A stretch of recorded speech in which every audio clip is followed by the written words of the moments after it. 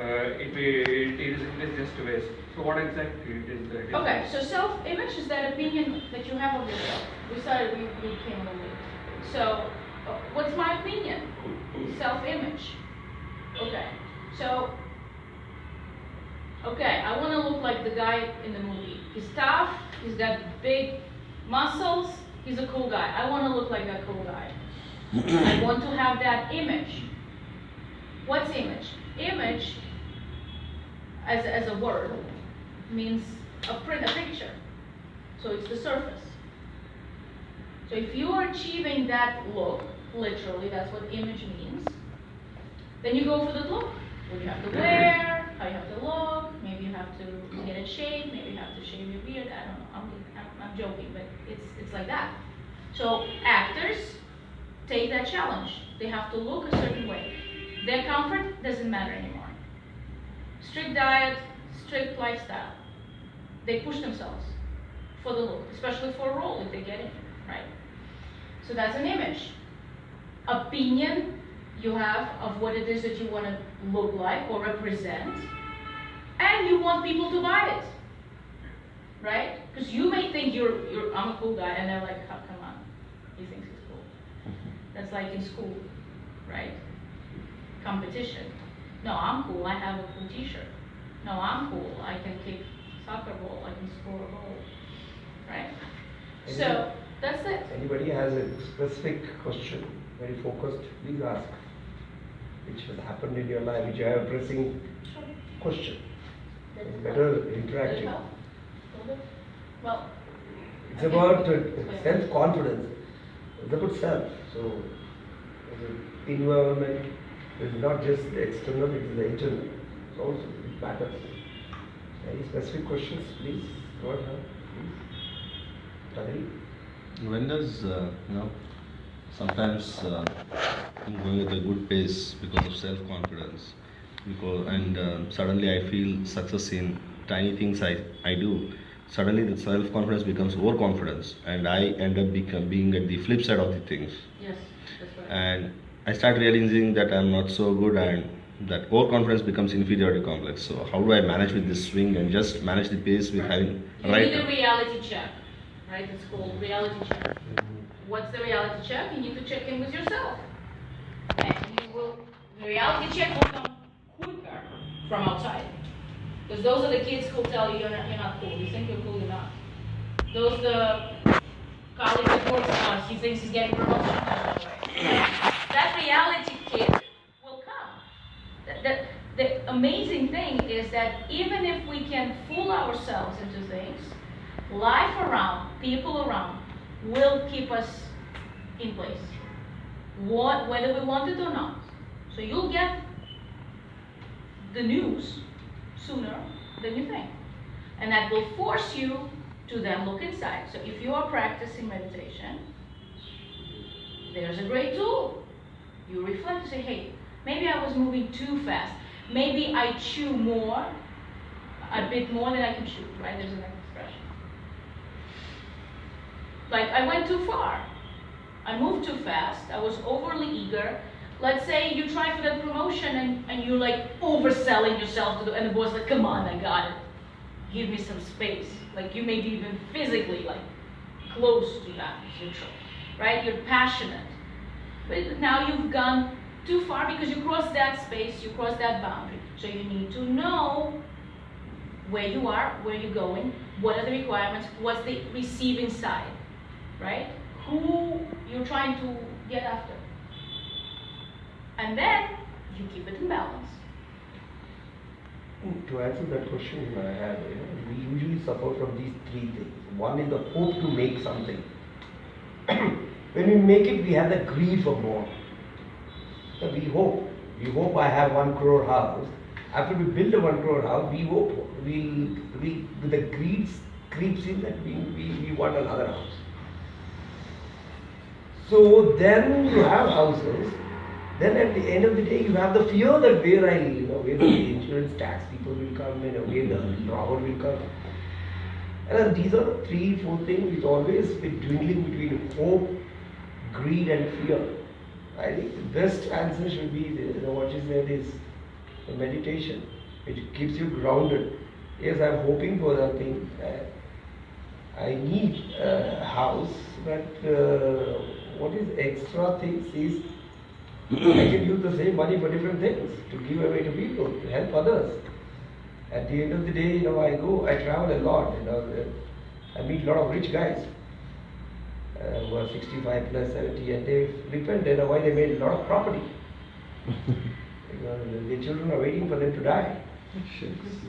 So what are you talking? I think ಕನ್ನಡದಲ್ಲಿ ಒಂದು ಗಾದೆ ಇದೆ, ಬಚ್ಚಿಟ್ಟಿದ್ದು ಪರರಿಗೆ, ಕೊಟ್ಟಿದ್ದು ತನಗೆ. What you give is yours. What you suffer is belongs to somebody. You do a lot of greed that my children will take care. It's all. I'm sorry. They're not for your children. You are not their future. You are their past. Please understand. Don't never have expectation of your children. If they do it, it's a bonus. The same thing happens with relationships. We bring out our children with a lot of hope that they will do something in return. And most of the time, 90% of the people who have done really hard, paying a lot of money and take care of them, protected them, especially if they get married or something like that. I see it for a shock that they get a shock of their life that the same children are not up to the mark which I expected it. So I think you need the spirituality comes into picture where relationships are great. Because I've been working on relationship for the last 20 years, very focusedly with behavioral science. What happens in the families and the space, space is the war for spaces. It is for the psychological space people wage war, not just for the money or something. The traditional mother-in-law and daughter-in-law space, it's a great space quarrel. What do you say? I think the spirituality can bring more solace. It is not that nobody is taking away anything. The same thing, boss and the subordinates. Spirituality is the only answer I can say. Any more questions, please? But sometimes, what actually? Stand up. Situation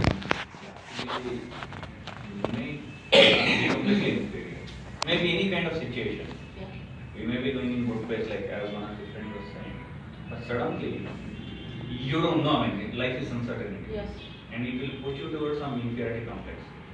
It can be the action, it can be the thought process, it can be anything. So that time, how do you rebuild? I know, due course of time, it basically comes back. That's going to take some time. So what can be done to Right. make it little bigger? So you take a step back. First thing you do, we talked about it, take a step back.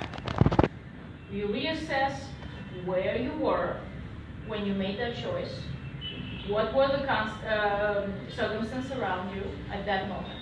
So let's say you decide to move. You said, Bangalore, I'm sick of it. I'm moving to Chennai. People are different, whatever. I'm making jokes here. So at that moment, you said, okay, I checked, there are jobs there, the market looks good, I can afford a house, You made a decision that tomorrow there's a bust, something happened, it fell through, the company is laying off people and so forth.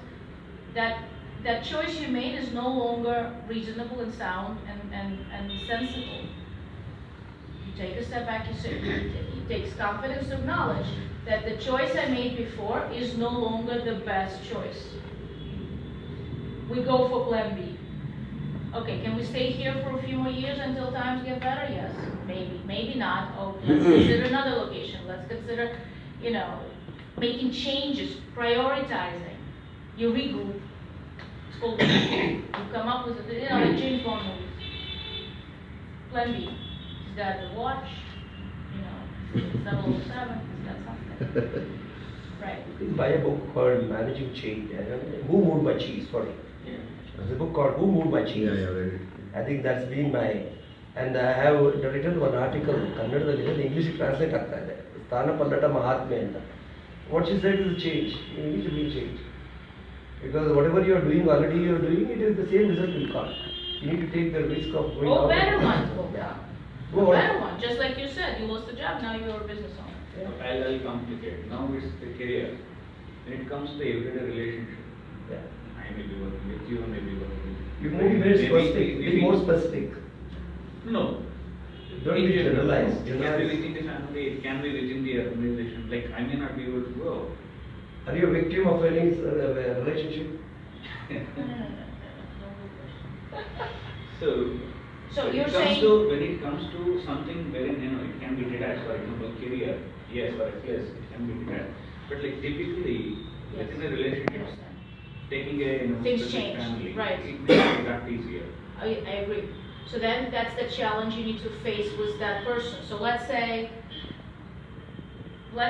you know, you don't longer feel in love.